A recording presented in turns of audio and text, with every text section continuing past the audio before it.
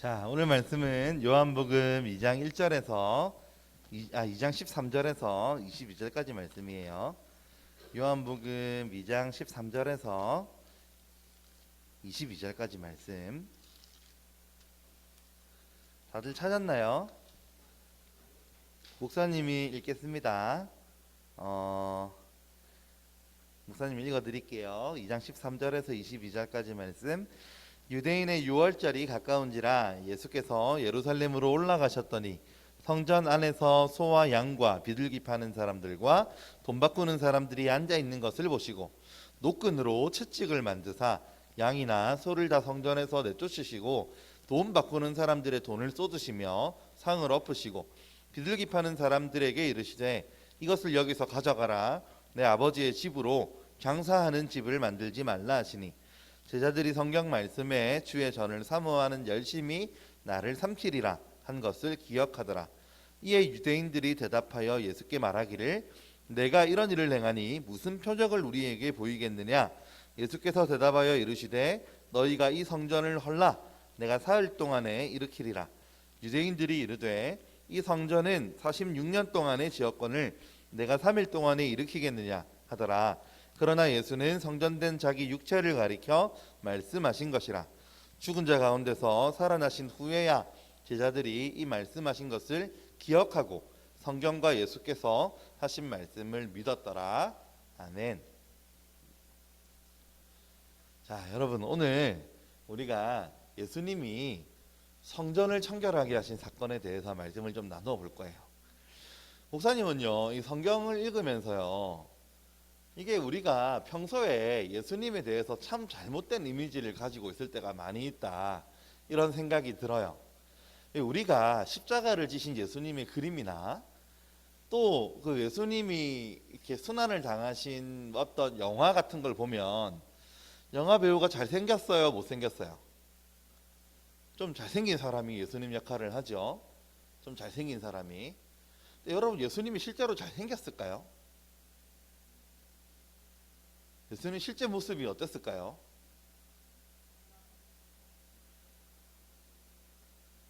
예수님의 외모는 어땠을까? 이런 생각을 여러분 한번 해본 적이 있나요?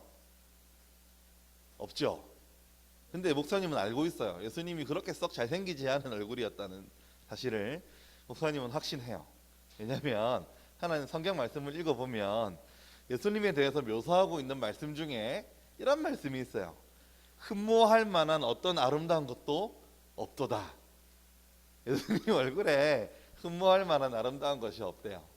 그래서 우리가 이렇게 묘사되는 어떤 잘생긴 영화 배우의 모습이나 또 우리가 그림 같은 거 보면 예수님 엄청 인자한 표정과 이 얼굴로 팔을 벌리고 있고 이런 걸 보면서 우리 예수님 이렇게 생기셨을 거야 라고 생각했다가 천국에 가면 못 알아보면 어떡하지, 이런 귀여운 상상을 해본 적도 있습니다.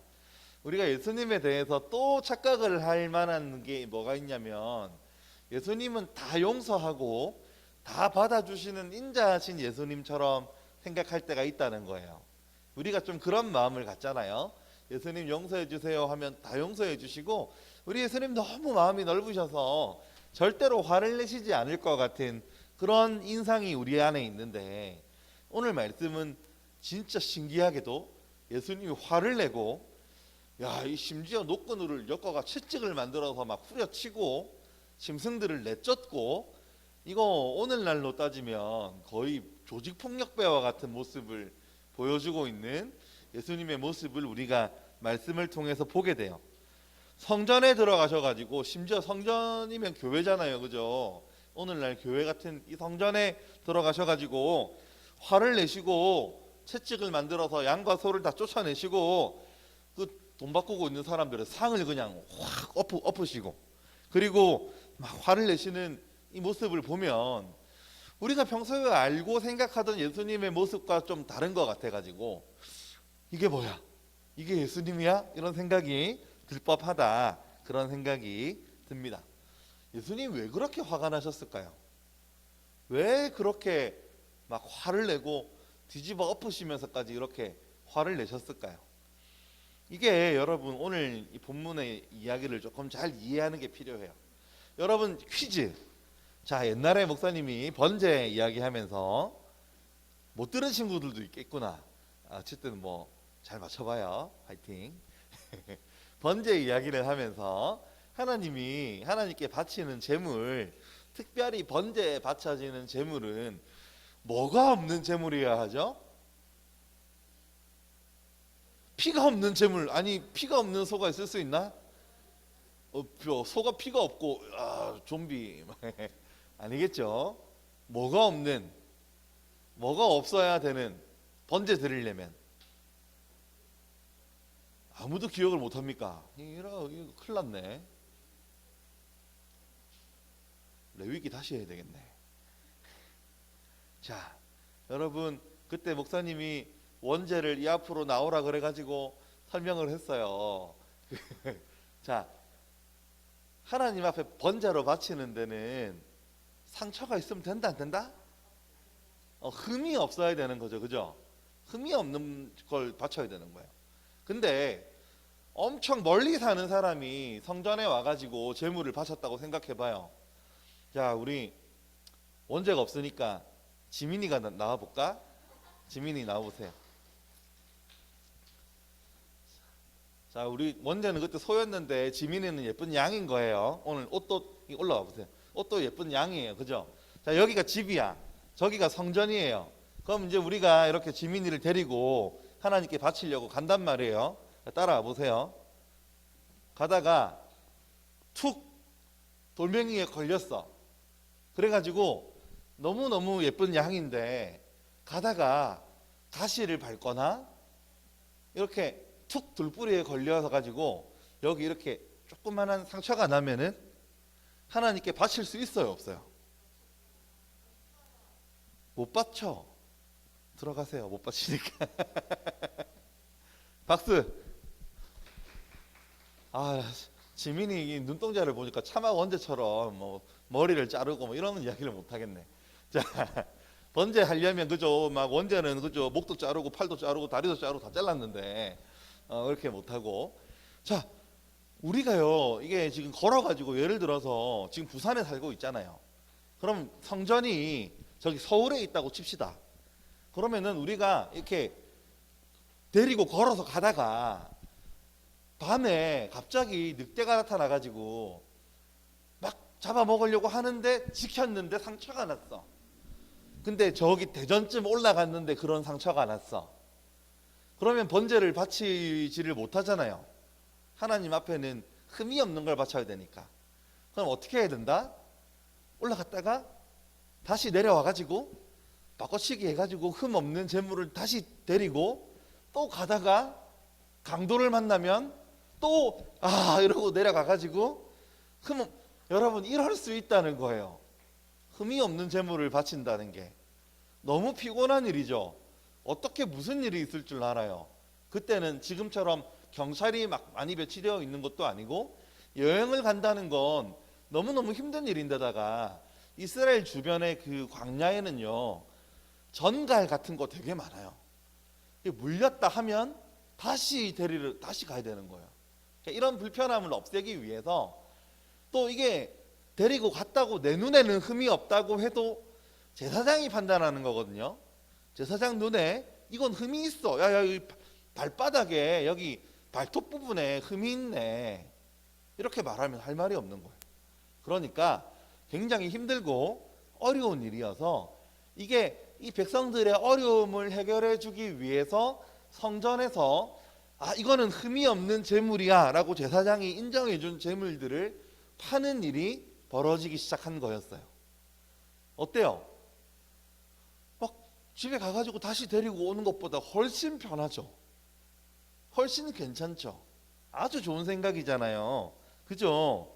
그래서 이거 너무너무 좋은 생각이고 세금 내는 것도 마찬가지였어요. 당시에 우리가 동전으로 세금을 내려면 가장 순전한 은으로 만든 두로 은전을 내야 되는데 가장 순전한 은으로 만든 두로 은전을 어디 쉽게 구할 수 있나요?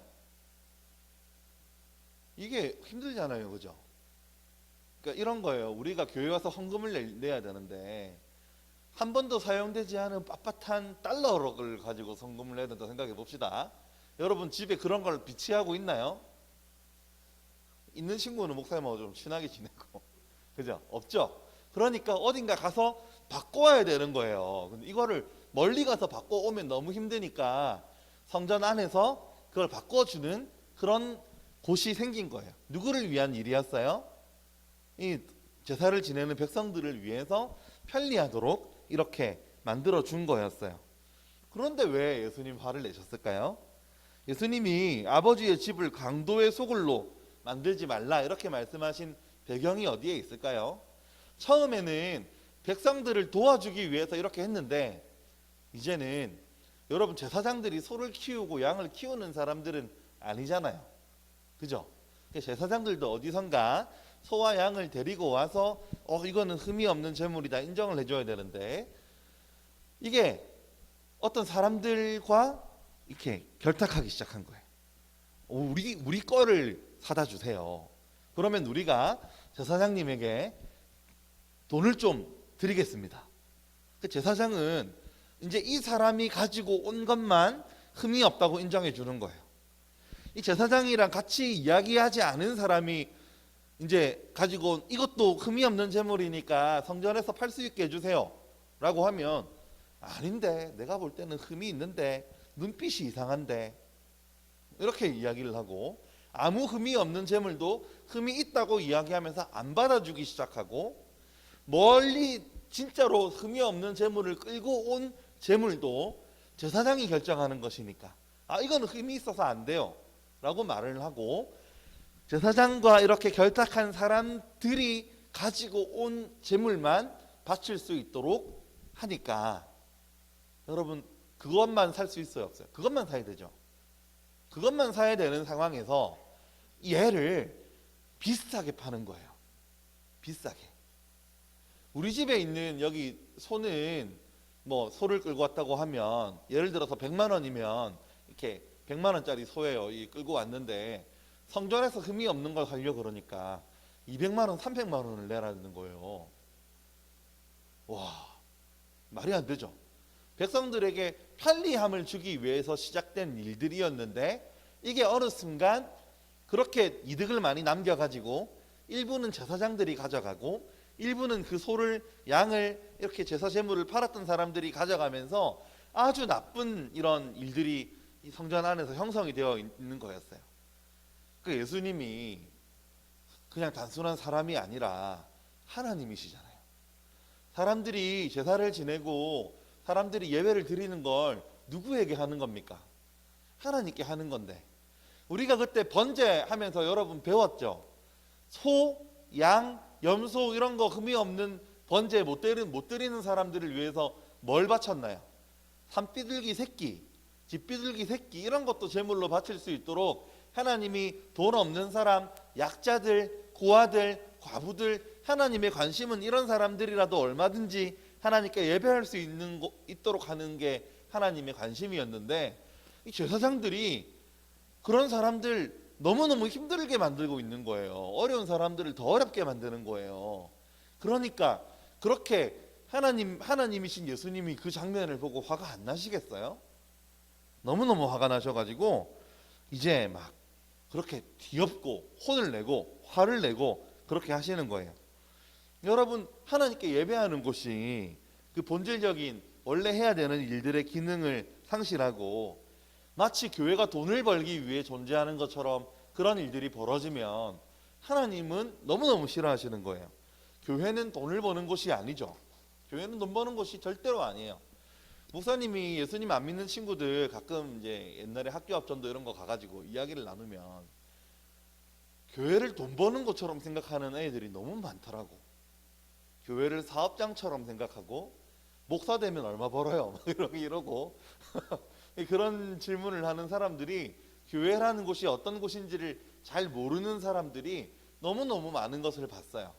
여러분 교회가 돈을 버는 곳인가요? 아니에요. 하나님을 섬기고 하나님을 예배하는 곳이 교회이죠. 교회에서 우리가 내는 헌금은 전부 어떤 사람이 야 이건 내 돈이다 이러고 가져가나요? 아니에요. 하나님의 일을 위하여 사용되고 어렵고 힘든 사람들을 돕는 데 사용되고 섬교하는 데 사용되고 구제하는 데 사용되고 하나님이 원하시는 일들을 하기 위하여 헌금들이 사용되지요.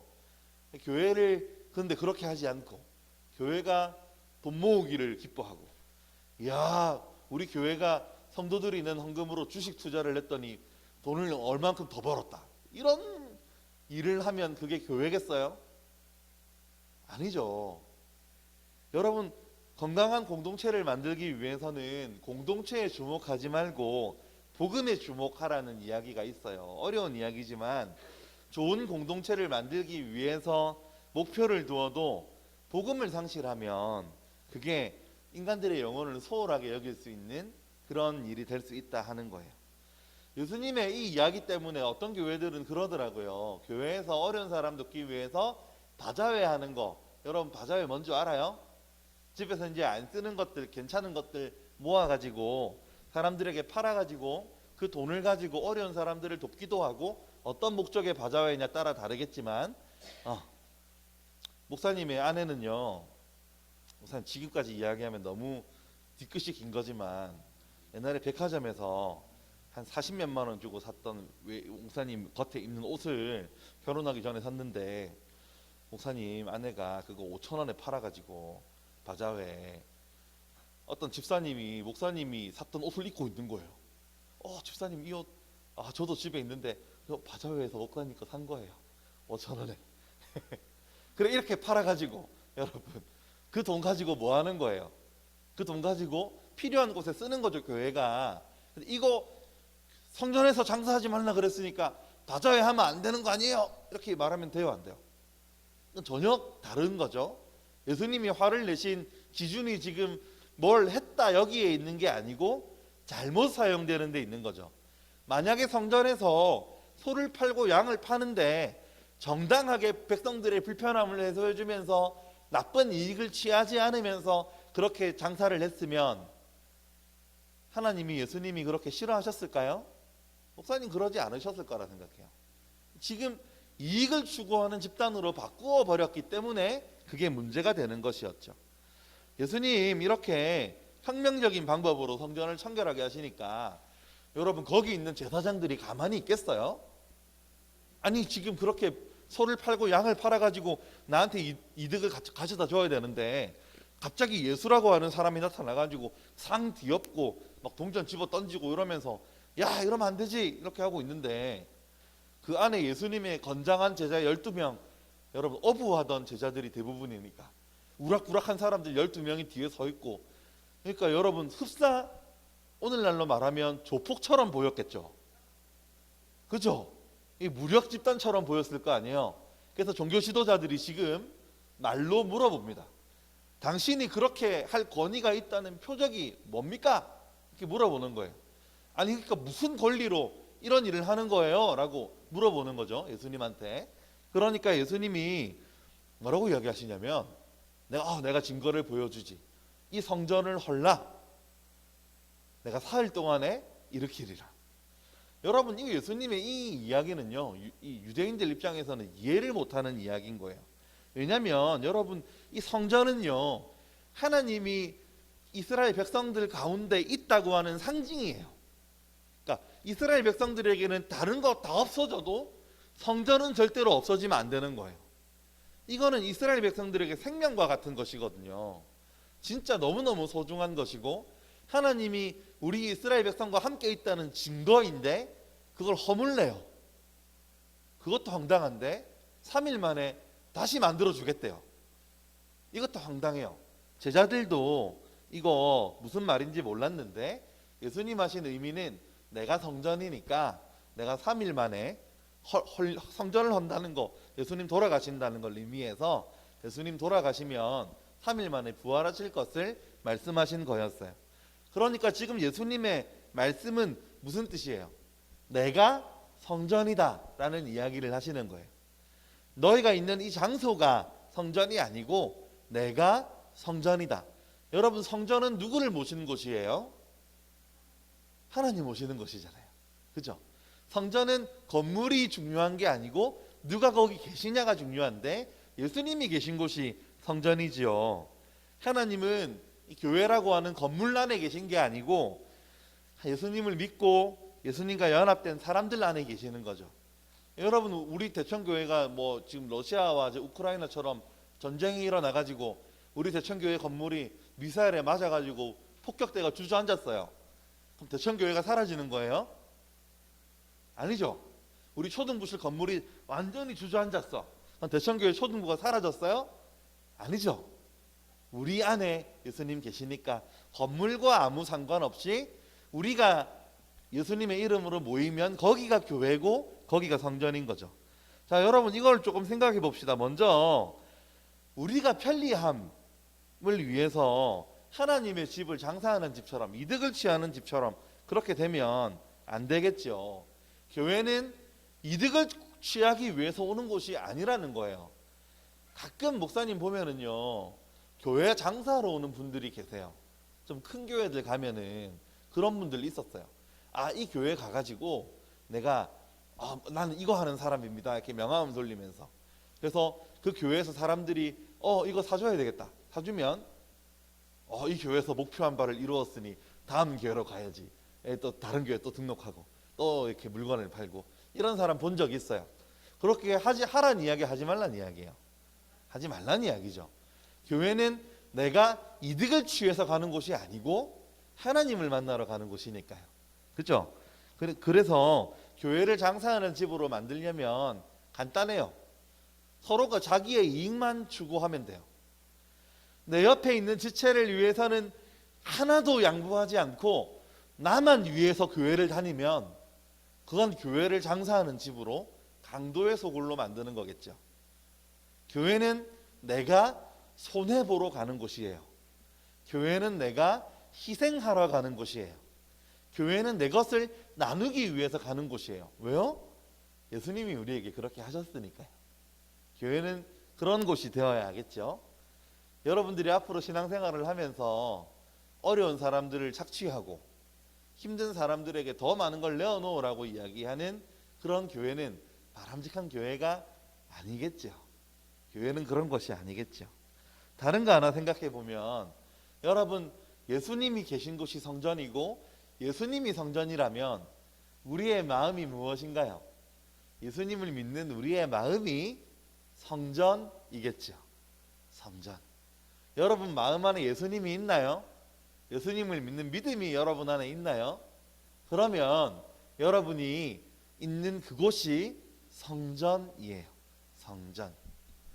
목사님 아버지가요, 옛날에 배를 고치는 일을 하셔가지고 바다에 배가 멈추어 서면 그 배 엔진을 고치려고 배를 타고 배로 들어가는, 큰 배겠죠. 그런 일을 하신 적이 그런 일들을 하신 일이 많았는데요.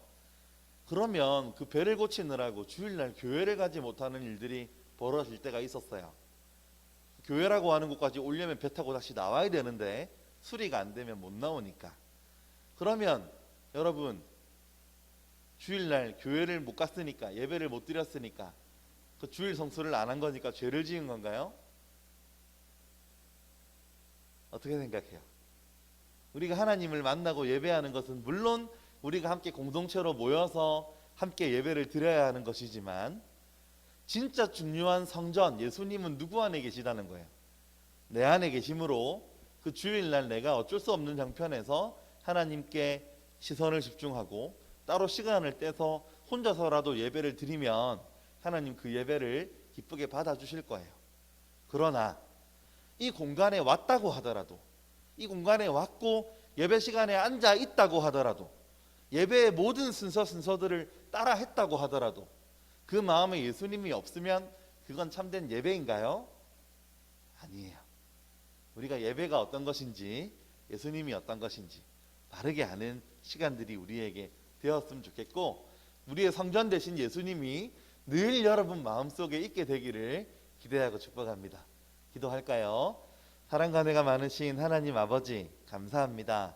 오늘 우리 예수님 성전에서 장사하는 자들의 상을 엎으시고 노끈으로 채찍을 만드셔서 내 아버지의 집을 장사하는 집으로 만들지 말라, 이 성전을 헐라 내가 사흘 동안에 일으키리라 하셨던 예수님의 말씀을 우리가 살펴보았습니다. 하나님 아버지, 우리가 예배하는 이 공간이 장사하는 곳, 강도의 구별이 되지 않게 하시고 우리의 교회가, 우리의 부서가 서로가 서로를 위하여 헌신하고 봉사하고 주님을 위하여 내어놓는 참된 교회 되게 하시고, 아버지 하나님, 우리의 마음속에 성전이신 예수님을 모시고 어디를 가든 주님과 함께하는 임마누엘의 은혜를 누리는 우리 모든 초등부 친구들 될 수 있도록 주님 인도해 주시옵소서. 살아계신 구주 예수 그리스도의 이름으로 기도하옵나이다. 아멘. 하늘에 계신 우리 아버지여, 이름이 거룩히 여김을 받으시오며 나라가 임하시오며 뜻이 하늘에서 이루어진 것 같이 땅에서도 이루어지이다. 오늘 우리에게 일용할 양식을 주시옵고 우리가 우리에게 죄 지은 자를 사하여 준 것 같이 우리 죄를 사하여 주시옵고 우리를 시험에 들게 하지 마시옵고 다만 악에서 구하시옵소서. 나라와 권세와 영광이 아버지께 영원히 있사옵나이다. 아멘.